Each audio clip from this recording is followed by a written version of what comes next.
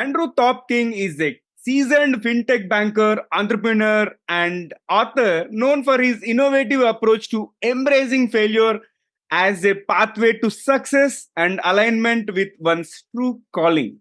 With over 2 decades of leadership and mentoring experience, Andrew draws from his diverse background in finance, entrepreneurship, and creative arts to coach individuals on leveraging failures for personal and professional growth. And through his latest book, Failure Rules, the 5 rules of failure for entrepreneurs, creatives, and authentics, Andrew inspires audiences to view setbacks as opportunities to forge meaningful paths that blend purpose with profitability in their lives. And as we prepare to delve into our conversation on the topic at hand, embracing failure, finding your calling journey with Andrew Thorp King, he has an exciting twist. First, let us tickle his brain. So, Andrew, get ready for a rapid fire round of random words. I'll mention a few, and I would love to hear the first thing that comes to your mind in response without thinking much. Are you ready? Yeah, let's do it. Okay. Here comes the first word: curiosity. Life. Invention. Necessity. Future. Wide open. Book. Essence. Movie.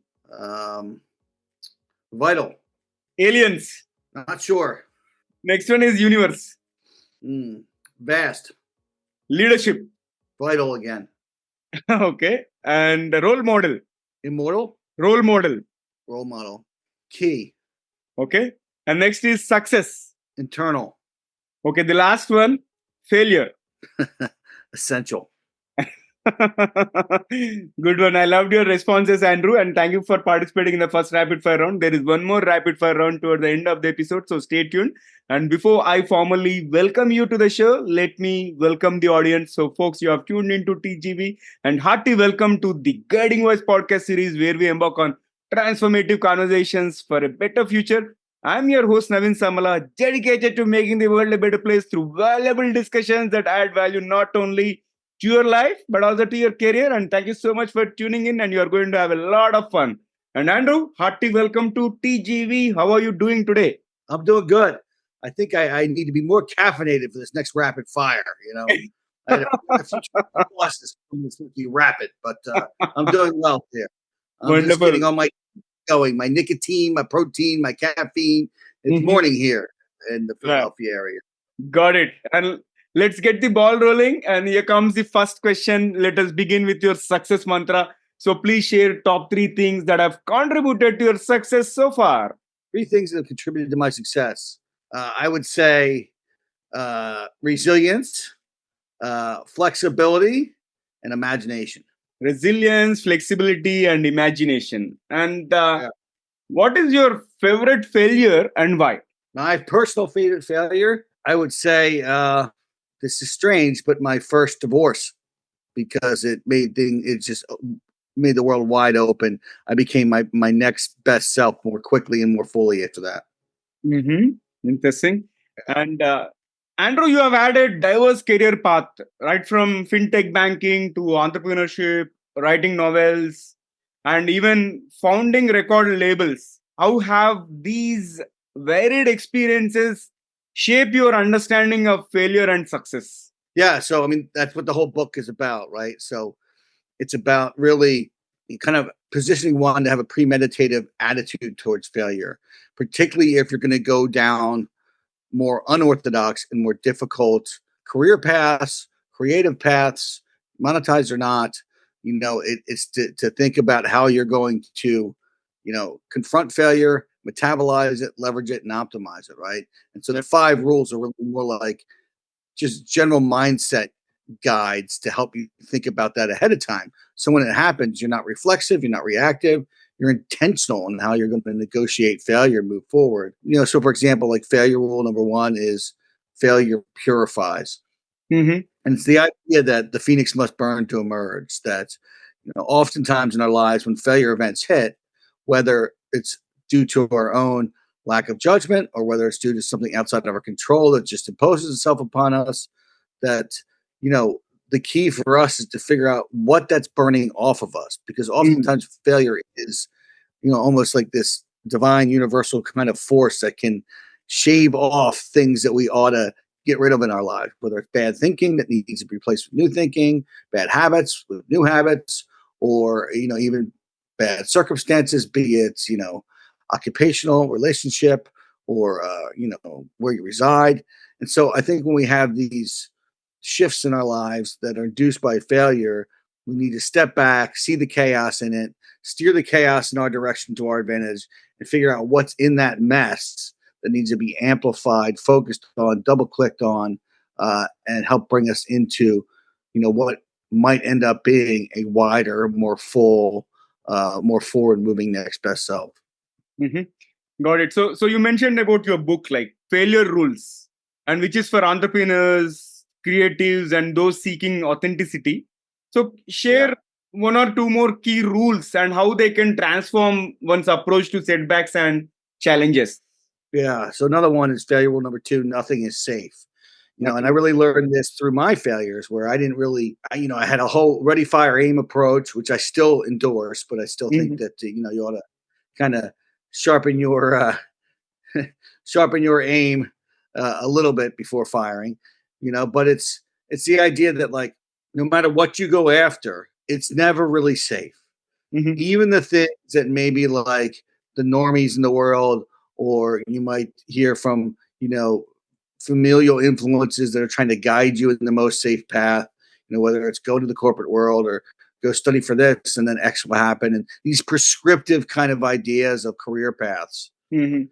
they might actually work out in terms of them being prescriptive and producing the ROI on the income that you seek, or the stability that you seek, or the benefits that you seek from a HR benefits kind of perspective. But if there's something inside of you that's unique, that is burning, Yeah. and it's being repressed and suppressed because you're choosing what you think appears to be safe, that path is no longer safe. Yeah. Because if your soul is shriveling, if you're failing to give the world what you uniquely can give it, Mhm. then you're not safe, because you're going to have emotional sickness, lack of safety, emotionally, spiritually, and that's not safe, right?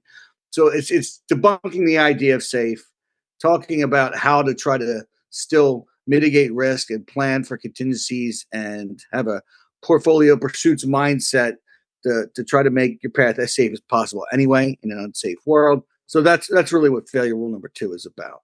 Yeah. Good one. And also, you emphasize on one's calling journey. So I would like to understand what does it mean to be in alignment with one's calling journey, and how can failures play a pivotal role in this alignment?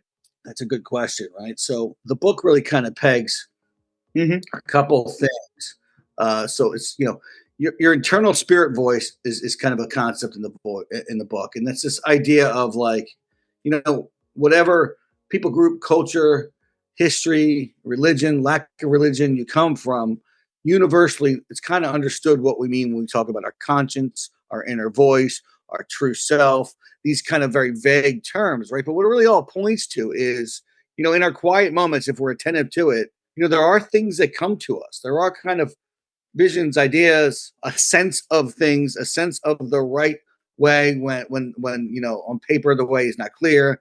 This internal voice, this idea of this internal voice, and so to me, success really is defined by properly listening to that internal spirit voice, not muzzling it, adhering to it, and then using that to go after what might be your true north aspirational, pursuit that really would maximize your most unique talent stack.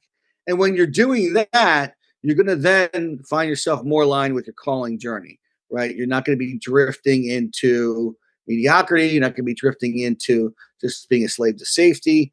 And you're not going to be drifting into meaningless hedonism, right? You're Yeah. going to be going toward what is meaningful and what is internal, and how can you give that to the world, whether that's through art, whether that's through entrepreneurialism, whether that's through just fully investing yourself in family, whatever that outlet is, you got to find that and focus on that.